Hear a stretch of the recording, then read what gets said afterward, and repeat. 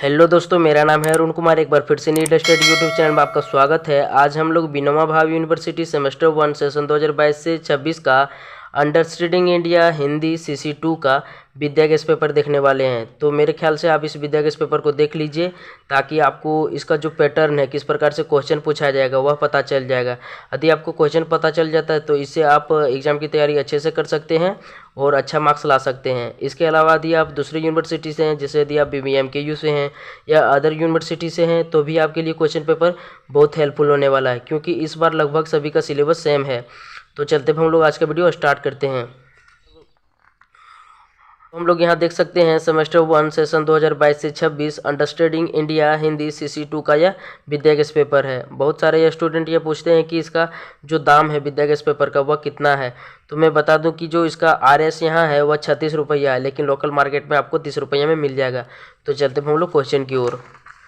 तो यहाँ course of study दिया हुआ है, ठीक है, मतलब कौन सा आपको पढ़ना है, अंडरस्टैंडिंग इंडिया में क्या क्या पढ़ना वह यहाँ दिया हुआ है, आप उसे देख लीजिएगा। आज की वीडियो में हम लोग केवल क्वेश्चन को देखने वाले हैं। तो चलते हम लोग क्वेश्चन की ओर। तो हम लोग यहाँ पहला क्वेश्चन देख सकते हैं। पहला प्रश्न है हमारा, हड़प्पा सभ्यता की उत्पत्ति एवं विस्तार पर प्रकाश डालें। तो आप इस क्वेश्चन को नोट करके रख लीजिए, ठीक है। तो इसमें आपको लगभग अंडरस्टैंडिंग इंडिया यानी इंडिया से रिलेटेड आपको पढ़ना है। तो चलते हम लोग अगले प्रश्न की ओर।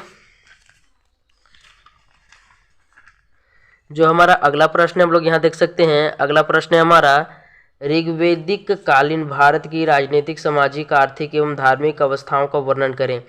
तो आप इन सारे प्रश्नों को नोट कर लीजिए। इन सारे प्रश्नों का आंसर जल्द इस चैनल में अपलोड हो जाएगा। तो चलते हैं हम लोग अगले प्रश्न की ओर। अगला प्रश्न हम लोग यहाँ देख सकते हैं। अगला प्रश्न है हमारा, वर्धमान महावीर के जीवन एवं शिक्षाओं का उल्लेख करें, ठीक है। तो लगभग इसमें जितना भी क्वेश्चन है वह 12th क्लास के सिलेबस से मैच है, ठीक है, इतिहास के 12th क्लास के सिलेबस से मैच है। अगला प्रश्न हम लोग यहाँ देख सकते हैं। अगला प्रश्न हमारा है, सनातन धर्म पर एक निबंध लिखें, ठीक है, सनातन धर्म पर एक निबंध लिखें। तो आपको सनातन धर्म पर एक निबंध लिखना है, ठीक है। अगले प्रश्न की ओर हम लोग चलते हैं। अगला प्रश्न हम लोग यहाँ देख सकते हैं। अगला प्रश्न है हमारा, स्वतंत्रता आंदोलन में महात्मा गांधी की भूमिका का वर्णन करें। तो स्वतंत्रता आंदोलन में महात्मा गांधी की भूमिका का वर्णन करना है, ठीक है। अगला प्रश्न हम लोग देखते हैं। तो हम लोग यहाँ अगला प्रश्न देख सकते हैं। मैं थोड़ा सा जूम कर देता हूँ। अगला प्रश्न है हमारा, भारतीय स्वतंत्रता संग्राम में सुभाष चंद्र बोस के योगदान का मूल्यांकन करें, ठीक है। तो आप इन सारे प्रश्नों को नोट कर लीजिए। इसका आंसर इस चैनल में जल्द ही अपलोड हो जाएगा। तो चैनल में नहीं तो चैनल को सब्सक्राइब करके रख लीजिए ताकि आपको इसका लाभ मिल सके। अगला प्रश्न हम लोग यहाँ देख सकते हैं। अगला प्रश्न है, बिरसा आंदोलन पर संक्षिप्त निबंध लिखें, ठीक है। तो जो यह बिरसा आंदोलन है वह झारखंड से रिलेटेड है, तो आप उसे देख लीजिएगा। अगले प्रश्न की ओर हम लोग चलते हैं। अगला प्रश्न हम लोग यहाँ देख सकते हैं। अगला प्रश्न हमारा, स्वतंत्रता आंदोलन में सिद्धू कान्हू के योगदान की विवेचना करें। स्वतंत्रता आंदोलन में सिद्धू कान्हू की योगदान की विवेचना करना है, ठीक है, झारखंड से रिलेटेड है। अगला प्रश्न हम लोग यहाँ देख सकते हैं। अगला प्रश्न है हमारा, भारतीय संविधान की प्रस्तावना के महत्व एवं मुख्य सिद्धांतों का वर्णन करें, ठीक है। इन सारे प्रश्नों को आप नोट कर लीजिए। अगले प्रश्न की ओर हम लोग चलते हैं।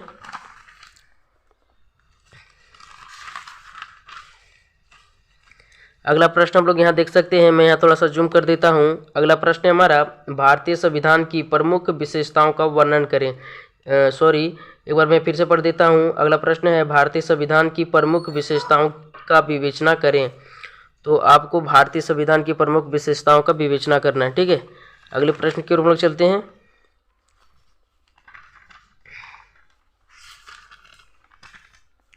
अगला प्रश्न हम लोग यहाँ देख सकते हैं। मैं यहाँ थोड़ा सा जूम कर देता हूँ।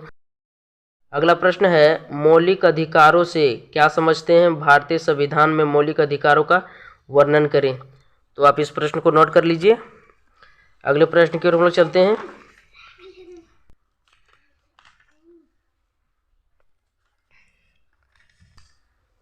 अगला प्रश्न हम लोग यहाँ देख सकते हैं। मैं यहाँ थोड़ा सा जूम कर देता हूँ। अगला प्रश्न है, महात्मा गांधी की अहिंसा संबंधित विचारों का उल्लेख करें।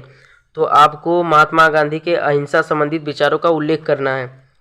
तो हम लोग को भी पता है कि महात्मा गांधी अहिंसा के परम पुजारी थे, ठीक है। अगला प्रश्न हम लोग देखते हैं। अगला प्रश्न है हमारा, डॉक्टर भीमराव अंबेडकर के सामाजिक न्याय सिद्धांत का आलोचनात्मक परीक्षण करें। तो इन सारे प्रश्नों को आप नोट कर लीजिए। जो यह क्वेश्चन पेपर है अंडरस्टैंडिंग इंडिया, ठीक है, वह आर्ट्स, साइंस और कॉमर्स तीनों के लिए अनिवार्य है, ठीक है, बीए, बीएससी और बीकॉम। अगला प्रश्न हम लोग देखते हैं। अगला प्रश्न है हमारा, भारत को धरातलीय स्वरूपों के आधार पर विभाजित कीजिए तथा किसी एक विभाग के धरातलीय स्वरूप का विश्लेषण कीजिए। तो यह जो है यह क्वेश्चन लगभग ज्योग्राफी से रिलेटेड है, ठीक है, तो आप इसे नोट कर लीजिए। तो जिसका भी ज्योग्राफी ऑनर्स है उसके लिए बहुत हेल्पफुल होने वाला है। अगला प्रश्न हम लोग देखते हैं। अगला प्रश्न हम लोग यहाँ देख सकते हैं। अगला प्रश्न है, भारत को जलवायु प्रदेशों में विभाजित कीजिए और प्रत्येक की विशेषताओं का वर्णन कीजिए, ठीक है। तो यह क्वेश्चन लगभग ज्योग्राफी से रिलेटेड है। अगले प्रश्न की ओर हम लोग चलते हैं।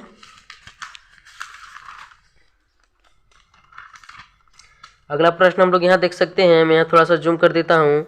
अगला प्रश्न है, भारत के प्रमुख प्राकृतिक वनस्पतियों का संक्षिप्त वर्णन करें, ठीक है। अगले प्रश्न की ओर हम लोग चलते हैं।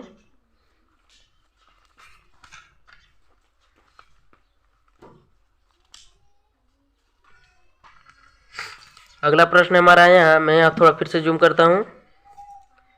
अगला प्रश्न है, भारत में जनसंख्या वृद्धि की प्रवृत्ति की विवेचना करें, ठीक है। आप इन सारे प्रश्नों को नोट कर लीजिए। अगले प्रश्न की ओर हम लोग चलते हैं।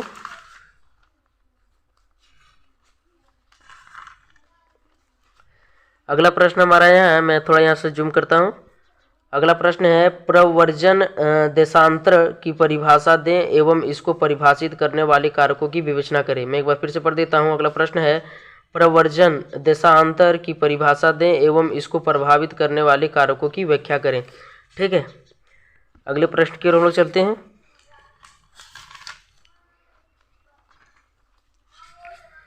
तो अगला प्रश्न हम लोग यहाँ देख सकते हैं। अगला प्रश्न है हमारा, भारतीय कृषि की निम्न उत्पादकता के कारणों का वर्णन करें। कृषि उत्पादकता बढ़ाने के लिए सरकार द्वारा क्या प्रयास किए गए हैं उसे बताना है, ठीक है। तो आप इन सारे प्रश्नों को जल्दी जल्दी नोट कर लीजिए।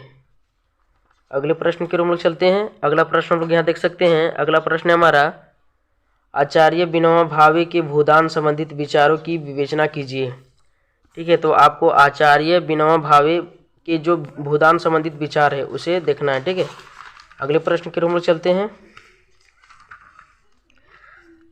अगला प्रश्न हम लोग यहाँ देख सकते हैं। अगला प्रश्न है हमारा, विनोबा भावे के सूर्योदय संबंधी विचारों का वर्णन करें, ठीक है। सूर्योदय संबंधी विचारों का वर्णन करें। अगले प्रश्न की ओर हम लोग चलते हैं। तो जो अंडरस्टैंडिंग इंडिया हिंदी CC2 में वह यही सभी क्वेश्चन थे, ठीक है। अब इन सारे प्रश्नों को देख लिए होंगे और इससे पता चलता है कि आपको इसमें हिस्ट्री और जियोग्राफी से रिलेटेड क्वेश्चन आने वाला है, ठीक है। तो आप इन सारे प्रश्नों को जल्दी जल्दी हो सकता है तो नोट कर लीजिए। बाकी मैं अपने से इस चैनल में जो जितना भी क्वेश्चन है उसको इस चैनल में अपलोड कर दूंगा, ठीक है। तो वीडियो अच्छा लगा तो एक प्यारा सा लाइक कर दीजिए और चैनल में तो चैनल को सब्सक्राइब कर दीजिए। तो मिलते हैं नेक्स्ट वीडियो में, तब तक के लिए धन्यवाद।